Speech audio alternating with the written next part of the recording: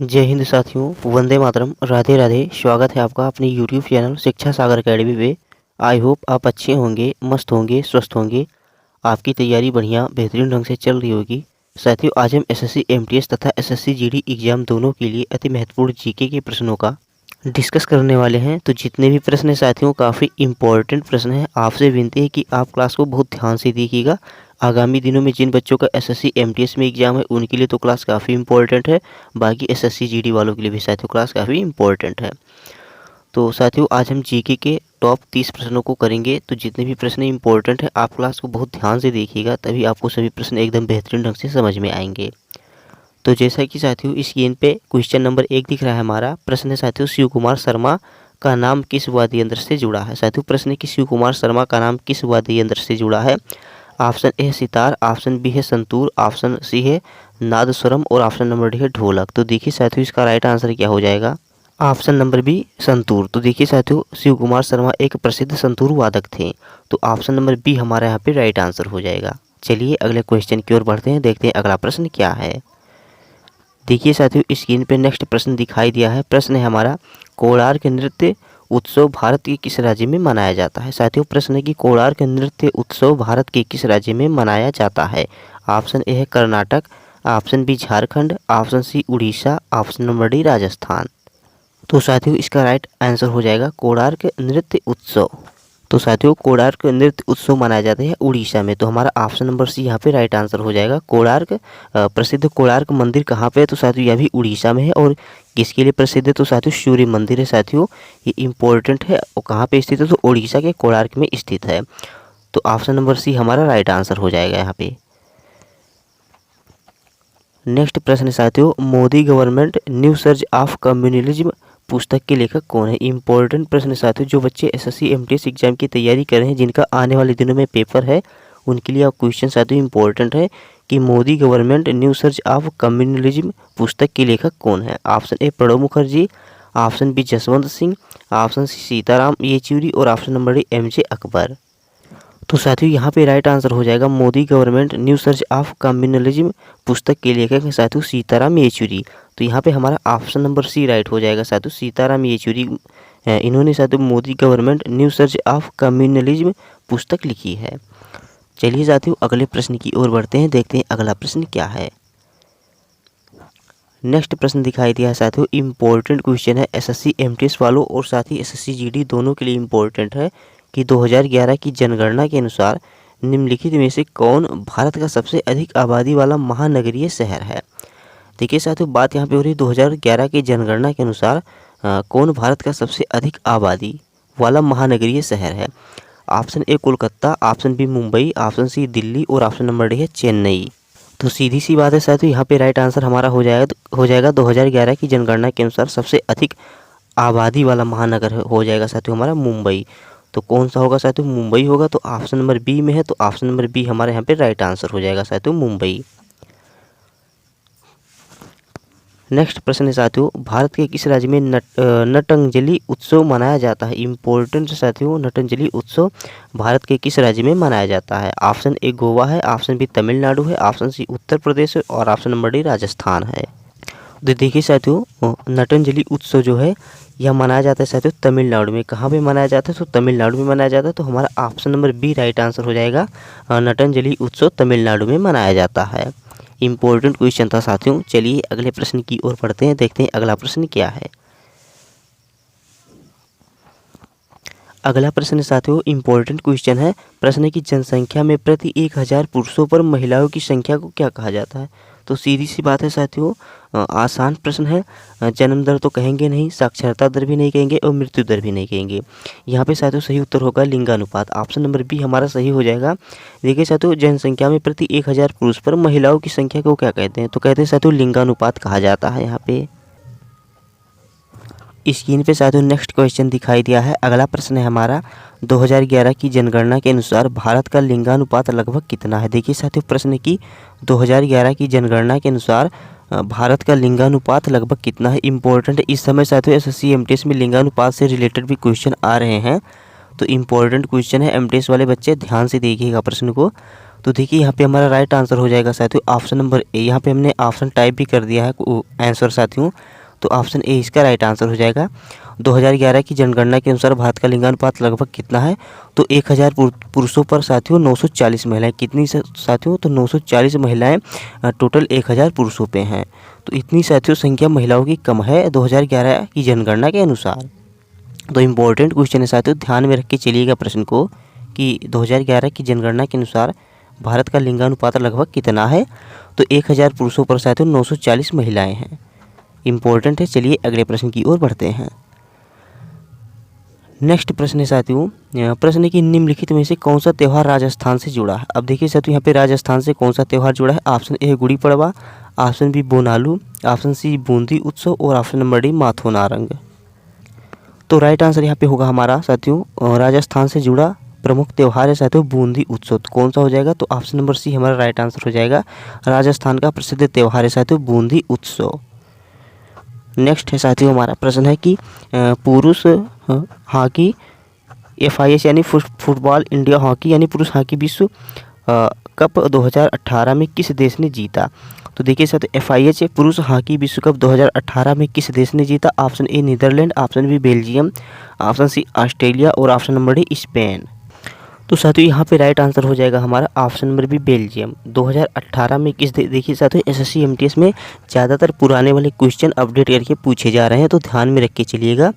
तो FIH पुरुष hockey विश्व कप 2018 किस देश ने जीता था? तो यह जीता था साथियों बेल्जियम ने। तो हमारा ऑप्शन नंबर बी साथियों राइट आंसर हो जाएगा बेल्जियम। नेक्स्ट है साथियों ओडिसी नृत्य शैली मूल रूप से किस राज्य से संबंधित है? तो देखिए साथियों ओडिसी नृत्य शैली मुख्य रूप से यानी मूल रूप से किस राज्य से संबंधित है? अब साथियों नाम से ही पता चल रहा है कि ओडिसी, तो कहाँ का हो जाएगा? उड़ीसा का हो जाएगा। तो हमारा ऑप्शन ए राइट आंसर हो जाएगा साथियों ओडिसी नृत्य उड़ीसा का मूल रूप से साथियों संबंधित है। नेक्स्ट है साथियों प्रश्न है कि निम्नलिखित में से कौन सा मानक साधन है जिसके द्वारा भारत में चुनाव कराए जाते हैं?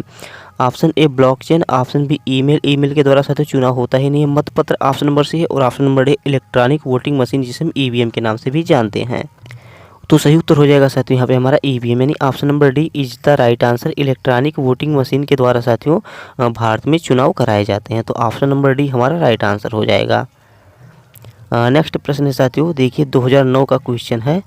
तो देखिए साथियों प्रश्न है कि निम्नलिखित भारतीय संगीतकारों में से किसे ऑस्कर 2009 में सर्वश्रेष्ठ मूल गीत का पुरस्कार में? देखिए यहाँ पे साथियों सर्वश्रेष्ठ मूल गीत का पुरस्कार 2009 में किसे मिला था? तो ऑस्कर अवार्ड था साथियों।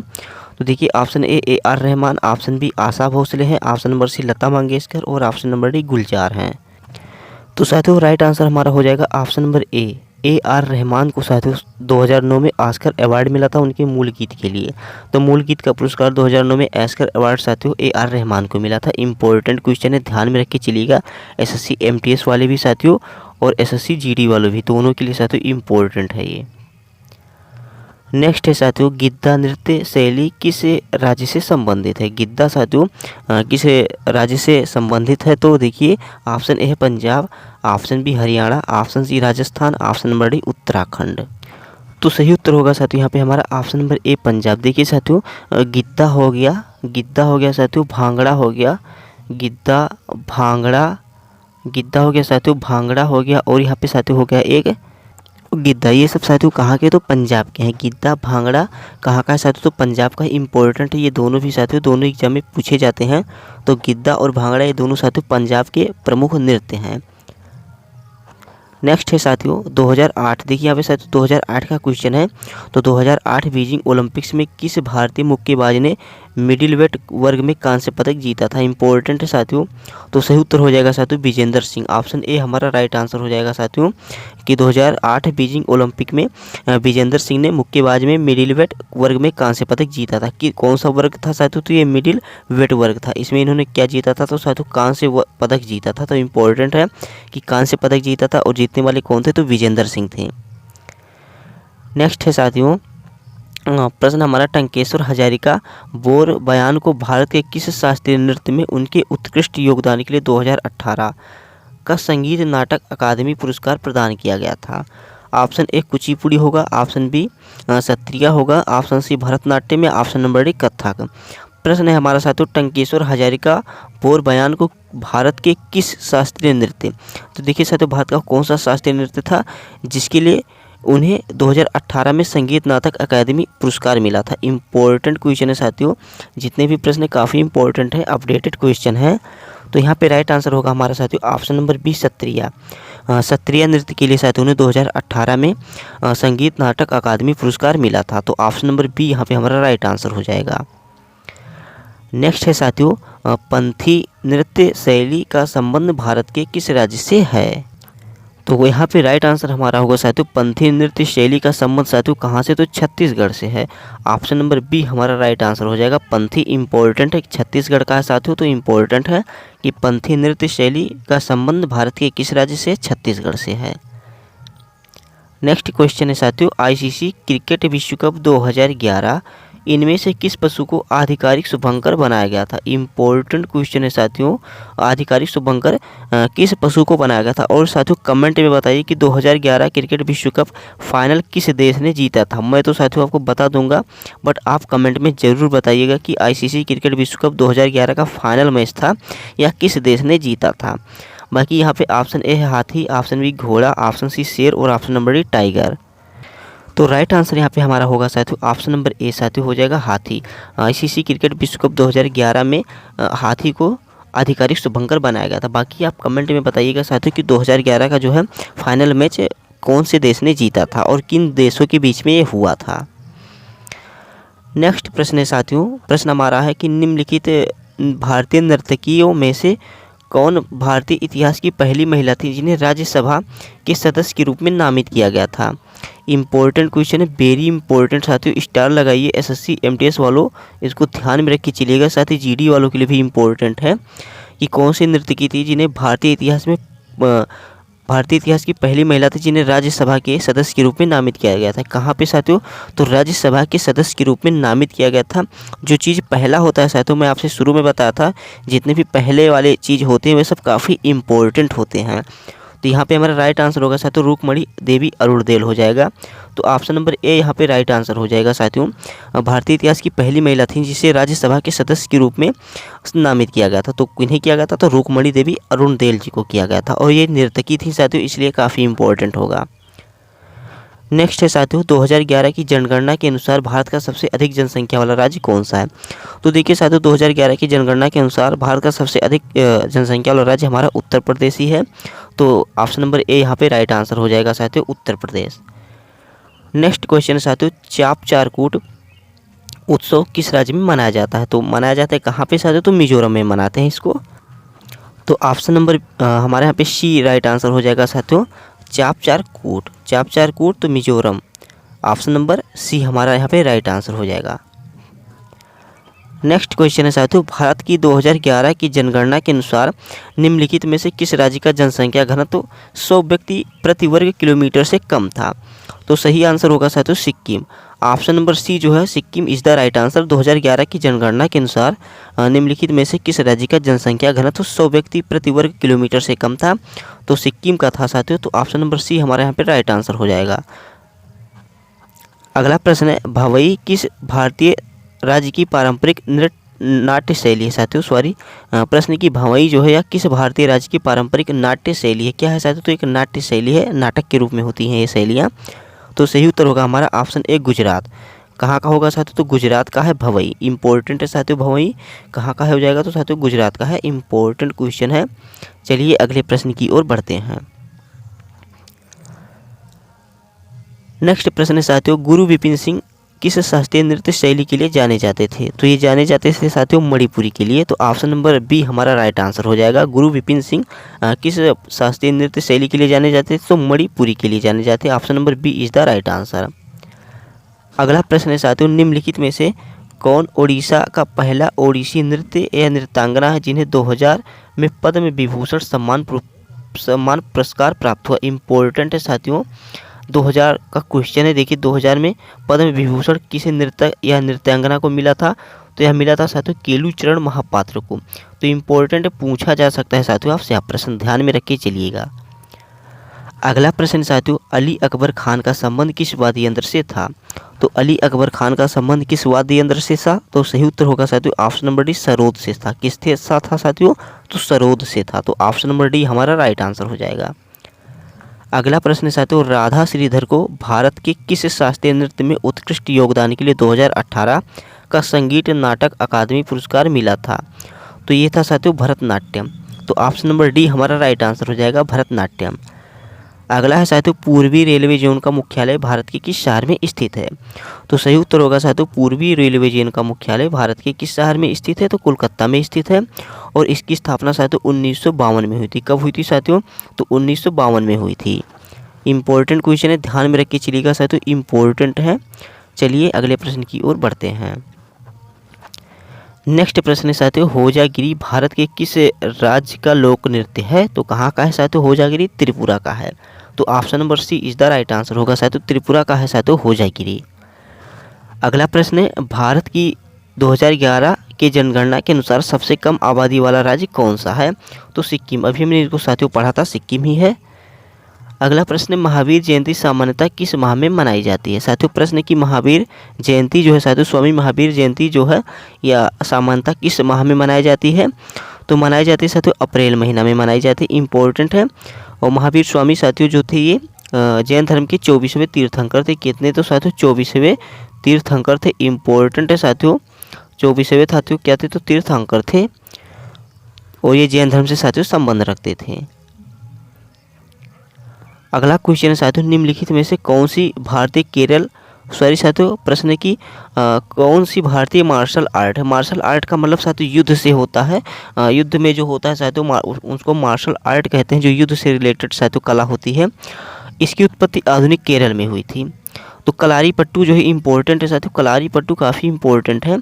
तो कलारी पट्टू साथियों एक मार्शल आर्ट है और यह कहाँ का है? तो केरल का है। तो ध्यान में रख के चलिएगा साथियों, ये केरल का है और एक मार्शल आर्ट है। तो ऑप्शन ए हमारा राइट आंसर हो जाएगा साथियों। चलिए अगले प्रश्न की ओर बढ़ते हैं। नेक्स्ट प्रश्न है साथियों, अदिति अशोक का संबंध निम्नलिखित में से किस खेल से है? अदिति अशोक का संबंध साथियों निम्नलिखित में से किस खेल से है? तो सही उत्तर होगा साथियों ऑप्शन नंबर डी, गोल्फ से है। अदिति अशोक बेंगलोर की एक भारतीय पेशेवर गोल्फर है। ये कहाँ की है साथियों? तो ये बेंगलोर के हैं। इंपॉर्टेंट है, आपसे प्रश्न पूछ सकता है साथियों को आपको कंफ्यूज करने के लिए, कहाँ की रहने वाली है? तो बेंगलोर की रहने वाली है अदिति अशोक। इनका संबंध साथियों गोल्फ से है। नेक्स्ट प्रश्न है साथियों, आज का अंतिम प्रश्न है कि कौन सा असम का एक लोकप्रिय खेल है और गेंद से खेले जाने वाली कबड्डी से मिलता जुलता है? तो ये होगा साथियों धोप खेल। कौन सा होगा साथियों? तो धोप खेल। ऑप्शन नंबर डी हमारे यहाँ पे राइट आंसर हो जाएगा। धोप खेल जो है साथियों ये असम का लोकप्रिय खेल है और गेंद से खेले जाने वाली कबड्डी से मिलता जुलता खेल है, जिसे हम धोप खेल के नाम से जानते हैं। तो बस साथियों हमारे पास इतने ही प्रश्न थे। आशा करता हूँ आपको क्लास अच्छी लगी होगी। तो साथियों यदि आपको क्लास अच्छी लगी है तो प्लीज़ वीडियो को लाइक कर दीजिएगा। साथ ही अगर आप चैनल पर नए हैं तो चैनल को सब्सक्राइब कर लीजिएगा और जितना हो सके साथियों इस वीडियो का लिंक अपने दोस्तों के पास ज़रूर शेयर कीजिए। जिन लोगों का एसएससी एमटीएस या एसएससी जीडी एग्ज़ाम की तैयारी कर रहे हैं उनके लिए क्लास काफ़ी इंपॉर्टेंट है। आगामी दिनों में जिन बच्चों का एसएससी एमटीएस में एग्ज़ाम है साथियों, आने वाले 4-5 दिनों में जो जिन लोगों का साथियों अभी एग्ज़ाम लगा हुआ है तो उनके लिए तो काफ़ी इंपॉर्टेंट क्लास है। उनके पास इस वीडियो का लिंक ज़रूर शेयर कीजिएगा जितने बच्चे एसएससी एमटीएस एग्ज़ाम की तैयारी कर रहे हैं। साथ ही एसएससी जीडी वालों के लिए तो इम्पोर्टेंट है ही साथियों। तो आशा करता हूँ आपको आज वाली क्लास अच्छी लगी होगी। यदि क्लास अच्छी लगी तो प्लीज़ वीडियो को लाइक कर दीजिएगा। साथ ही अगर आप चैनल पर नए हैं तो चैनल को सब्सक्राइब कर दीजिएगा और जितना हो सके साथियों इस वीडियो का लिंक अपने दोस्तों के पास खूब शेयर कीजिए। जितना हो सके साथियों शेयर करके ही जाइएगा। चलिए मिलते हैं अगले क्लास में साथियों आपसे। अगला वाला वीडियो देखना मत भूलिएगा, क्लास काफ़ी इंपॉर्टेंट रहने वाली है। तो मिलते हैं साथियों अगली वीडियो में। तब तक के लिए जय हिंद, जय भारत, वंदे मातरम। Take care, bye bye. मस्त रहना, अपना ख्याल रखना।